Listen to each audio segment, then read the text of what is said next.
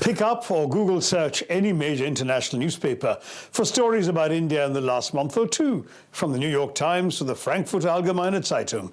And what do you see? Articles about the lynching of Muhammad Akhlaq, the murder of rationalist Professor Kalburgi, BJP leaders making irresponsible statements about everything from Hindu reassertion to the cleansing of Western cultural influences from India's ethos. The impression has gained ground that India is now governed by obtrusive and intolerant forces determined to put minorities, rationalists and liberals in their place, somewhere not far from the dustbin. The latest media furor saw beef banning hysteria being spread around the country by Hindutva forces. A dramatic Delhi police raid conducted by no fewer than 20 policemen on the Kerala House canteen innocently advertising beef fry was all over the news. This came as 50 African heads of state and government, every one of them a beef eater, gathered in Delhi to celebrate relations with India. It was hard not to wonder what they were thinking about the prevailing national culture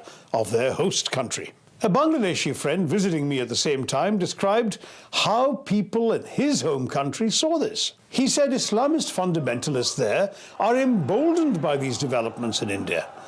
They're having a field day stirring up hostility towards a country they say ill-treats Muslims and acts against their interests and practices. The Modi regime seems indifferent to how the anti-national behavior of its zealots is being perceived abroad.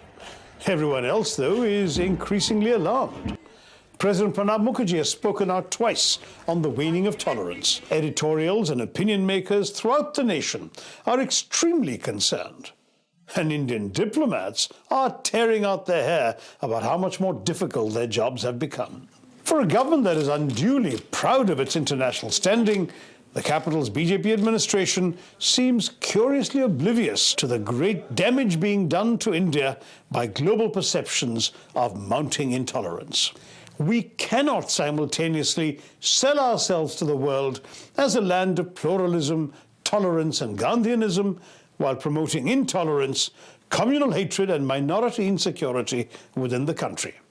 It is time the Modi government learned they cannot promote Make in India abroad while condoning the propagation of hate in India at home.